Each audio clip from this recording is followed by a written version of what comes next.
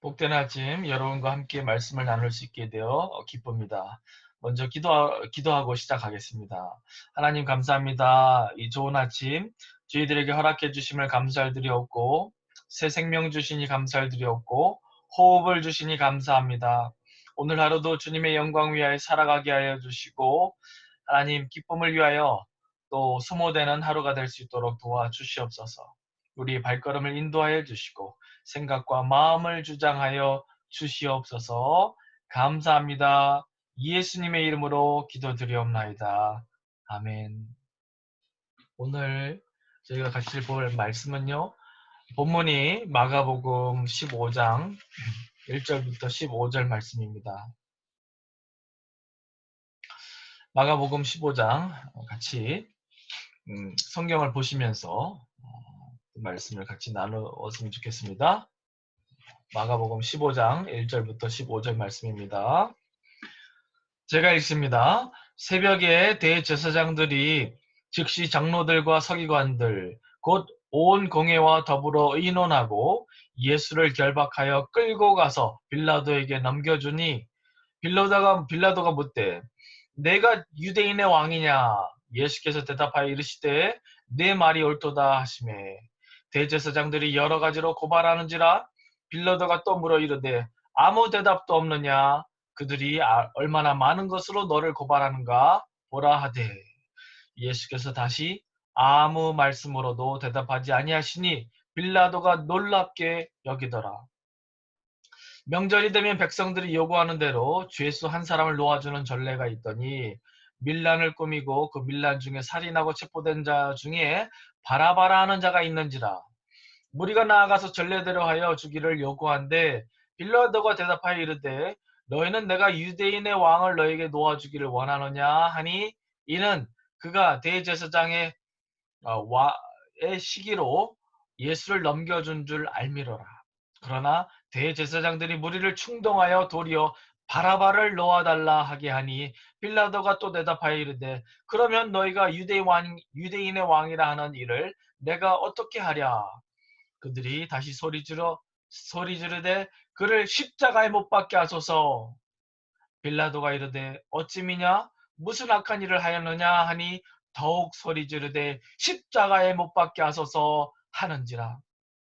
빌라도가 무리에게 만족을 주고자 하여 바라바는 놓아주고 예수는 채찍질하고 십자가에 못 박히게 넘겨주니라.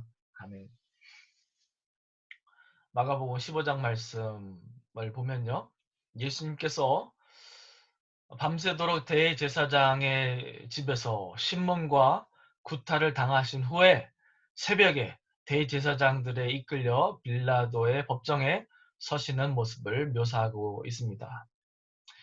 빌라도가 예수님께 질문합니다. 2절 말씀이죠. 내가 유대인의 왕이냐?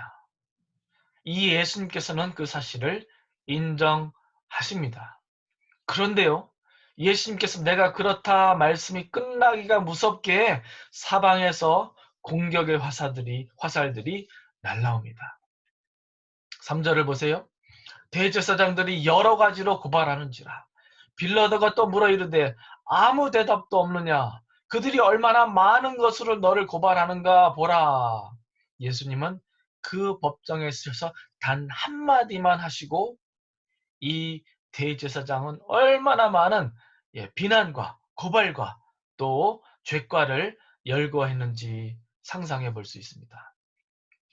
빌라도의 입장에서 한번 이 상황을 살펴볼 필요가 있다고 생각합니다. 빌라도는 어떤 사람이었습니까? 이런 사건을 한두 번 다뤄본 사람이 아니었습니다. 유대의 총독으로서 다양한 범죄들을 다루어온 어떻게 보면 전문가입니다. 그렇기 때문에 말투나 눈빛만 보아도 누가 진실을 얘기하고 있고 누가 억지를 부리고 있는지를 짐작할 수 있는 어떤 그러한 도 같은 사람이었다라는 것을 우리가 짐작해 볼 수 있습니다. 그런데요, 오늘 말씀해 보면 빌라도가 놀람을 금하지 못했다라고 기록하고 있습니다. 웬만해서는 그가 놀랄 일도 없고요. 하도 여러 가지 끔찍한 사건들을 다루다 보니까 그가 충격받을 일도 없었을 텐데 오늘 본문 말씀에서는 빌라도가 놀랐다라고 기록하고 있습니다. 무엇 때문에 놀랐죠? 여러분, 낌새를 봐서는 이 대제사장들이 억지를 부리고 누명을 씌우고 있는 것이 분명하게 나타났습니다. 그런데 예수님께서는 어떻게 반응하셨어요? 단 한마디의 변명도 하지 않으셨던 것입니다. 그 사실에 빌라도가 놀랐던 것이죠. 다른 말로 해서 그런 적은 한 번도 본 적이 없었다라는 것이에요. 이 대제사장들과 공회를 구성했던 지도자들의 열성도 대단합니다. 어저께 밤을 꼬박 새면서 예수님을 신문하고 결의하고 어떻게 하면 그를 십자가에 못 박을 수 있을까를 진짜 철저하게, 말이 맞는지 모르겠지만 치밀하게 계획을 세워서 예수님을 빌라도에게 넘겨주고 사형 선고를 받도록 계획을 세웁니다.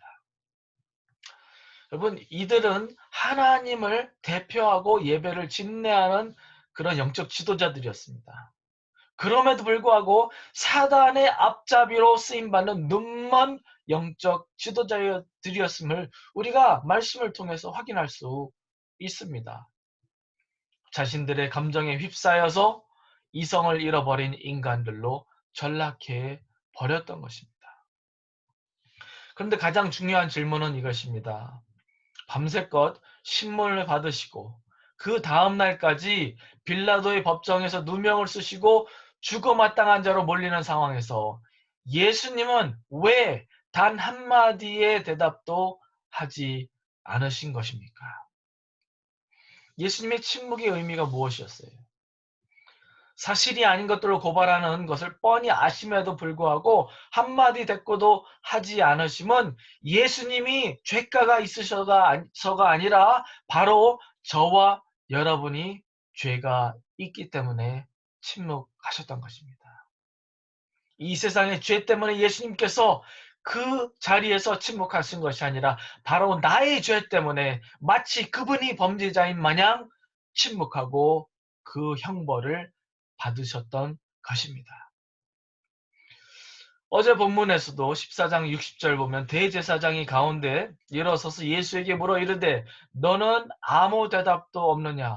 이 사람들이 너를 치는 증거가 어떠하냐 하되 침묵하고 아무 대답도 아니하시거늘 이라고 기록하고 있어요. 대제사장도 예수님의 침묵에 놀라해 했습니다. 그런데 오늘 말씀의 빌라도 역시 예수님의 침묵의 놀람을 감추지 못합니다. 예수님이 누명을 시움 당한다는 사실을 그 누구보다도 잘 알았던 빌라도는 예수님을 거듭 풀어주려고 노력했습니다. 4절에 보면 빌라도가 또 물어 이르되 아무 대답도 없느냐. 그들이 얼마나 많은 것으로 너를 고발하는가 보라. 다른 말로 해서 무슨 변호의 말 좀 해보라 라는 또 기회를 주시는 것이었어요. 또 9절 말씀에 보면요. 빌라도가 대답하여 이르되 너희는 내가 유대인의 왕을 너희에게 놓아주기를 원하느냐? 어떻게 보면 그를 놓아주라라는 어떤 제안을 한 것이었죠. 군중에게 예수님을 풀어줄 기회를 준 것이었습니다. 그랬을 때 소리질러 사람들은 그를 십자가에 못 박으소서라고 외쳐 그에게 요구했습니다.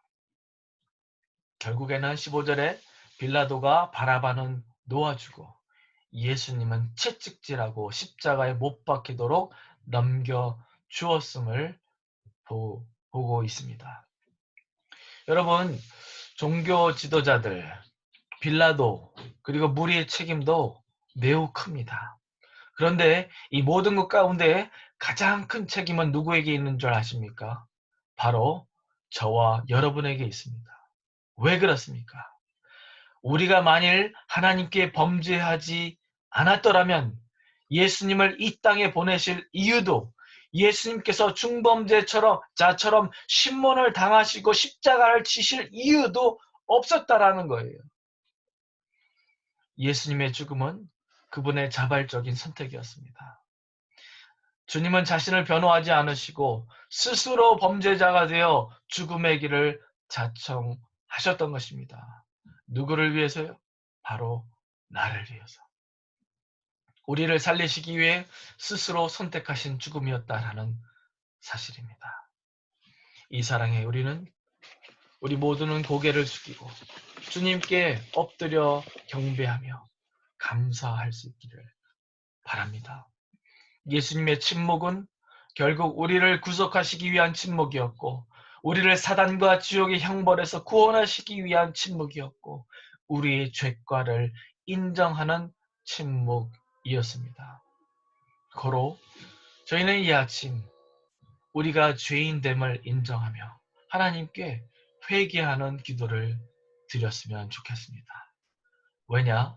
만일 우리 죄가 아니었으면 예수님께서 이러한 수모와 신문을 받지도 십자가를 지지도 않으셔도 될 뻔했다라는 이야기입니다.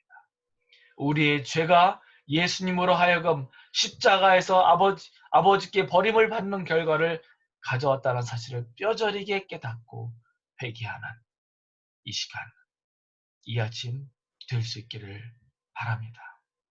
더 나아가 우리 안에는 누구를 향한 시기나 원한이나 쓴뿌리가 있지 않는지를 점검해보는 이 아침이 되었으면 좋겠습니다. 만일 우리가 우리 안에 시기와 증오의 감정이 있다면 우리는 예수님을 십자가에 죽도록 억지를 부린 대제사장들과 조금도 다를 바가 없는 사람들입니다. 왜냐? 그들도 시기와 증오의 감정을 품었고 그것을 나중에 행동으로 옮겼을 뿐 우리도 형제자매를 미워하면은 마음으로 이미 그들을 살인한 것이기 때문입니다. 예수님께서 그리 말씀하셨습니다. 그러므로 에베소서 4장 31절에 이렇게 말씀하십니다. 너희는 모든 악독과 노함과 분냄과 떠드는 것과 비방하는 것을 모든 악의와 함께 버리고 서로 친절하게 하며 불쌍히 여기며 서로 용서하기를 하나님이 그리스도 안에서 너희를 용서하신 같이 하라.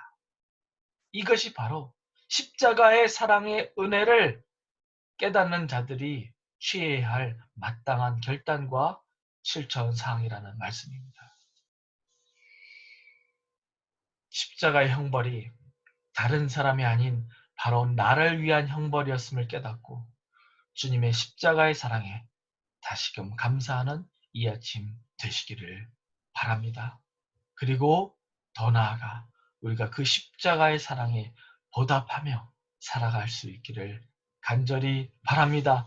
그 십자가의 사랑에 합당히 행하는 것은 우리의 모든 악독과 증오와 시기를 다 버리고 오히려 친절하게 불쌍히 여기며 서로 용서하기를 하나님께서 그리스도 안에서 우리를 용서하셨듯이 하는 것, 그것이 십자가의 은혜에 합당한 우리의 모습이라고 믿습니다. 기도하겠습니다. 십자가가 나를 용서하기 위한 십자가였음을 다시금 깨닫고 지금 이 시간 머리 숙여 하나님께 기도하며 감사와 또 회개의 기도로 주님께 나아갑니다. 우리가 아니었더라면 예수님께서 대제사장들에게 신문을 받으실 이유도 없었고 우리의 죄가가 아니었더라면 예수님께서 빌라도 앞에서 죄인처럼 그러한 취급을 받지 않으셔도 됐음을 우리가 깨달을 때에 바로 나의 죄 때문에 나의 과오 때문에 나의 잘못된 행위와 생각과 말 때문에 주 예수 그리스도께서 십자가에 못 박혀 죽으심을 우리가 지금 이 시간 깨닫고 그 사랑에 우리가 감사와 우리의 죄악에 대한 회개로 지금 이 시간 나아갈 수 있도록 도와주시옵소서.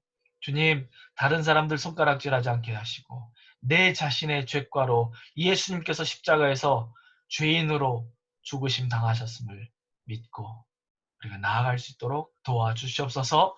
주님, 십자가의 사랑을 받은 자들로서 우리 모든 악독과 시기와 증오를 다 버리게 하여 주시고 주님 안에서 하나님께서 우리를 용서하셨듯이 우리를 아프게 한 자들 또한 섭섭한 자들 모든 이들을 다 주 안에서 용서하는 이 아침 되게 하여 주시옵소서.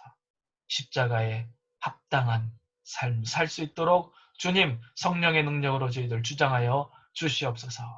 감사하며 예수님의 이름으로 기도드리옵나이다. 아멘. 감사합니다. 오늘도 복된 하루 되시기를 바랍니다.